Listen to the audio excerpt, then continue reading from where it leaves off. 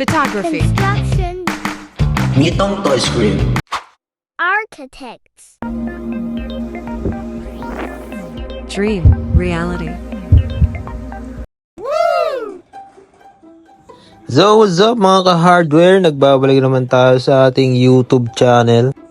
So for today's video, part 2 na tayo ng ating construction ng ating project, Jose Residence. So recap lang natin, yung Jose Residence is a 4-bedroom bungalow residence. Located siya sa Mabini, Herona, Tarlac. So dito sa ating video papakita lang natin yung progress ng ating construction. So dito sa phase natin is finishing tayo. Pero hindi pa siya matatapos dito. So this is part 2 of 3-part video.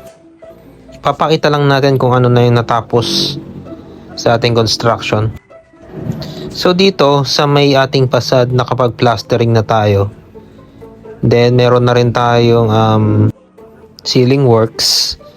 Tapos na rin yung roofing natin dito sa ating video. And then ginagawa na rin dito yung mga window. So balian yung inclusion ng ating finishing sa part 2 video. And then papasok naman tayo sa loob dito sa may ating living room.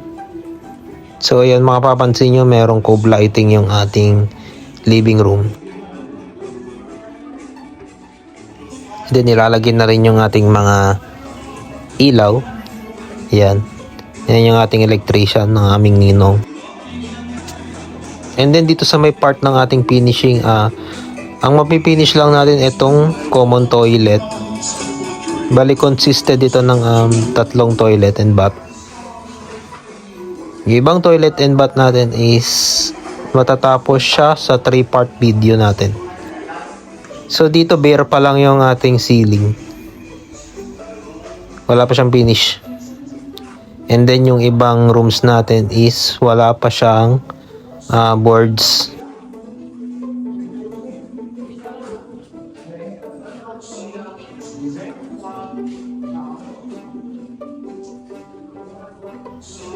And then magtutungo tayo sa ating bedroom 2. Etong bedroom 2 meron siyang malaking corner window. Yan.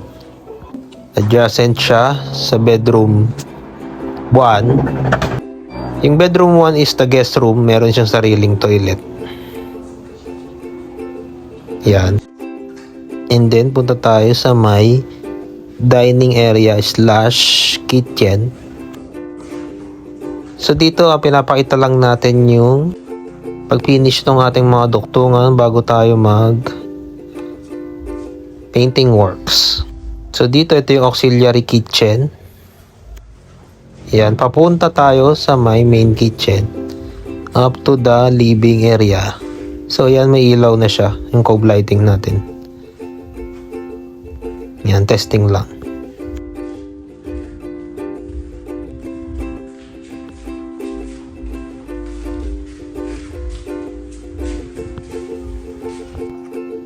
And then dito ginagawa na rin natin yung ating railings para sa ating porch. And tapos na rin yung ceiling nitong ating porch. Kung mapapansin nyo, nakapagkabit na rin ng mga window. And then dito nakapagkabit na tayo ng chandelier sa gitna. And na-finish na rin natin yung painting works ng ating ceiling. Yan, light check lang muna bago tayo mag-proceed sa ating dining area. So hanggang dito na lang tong ating part 2 ng video. See you sa part 3.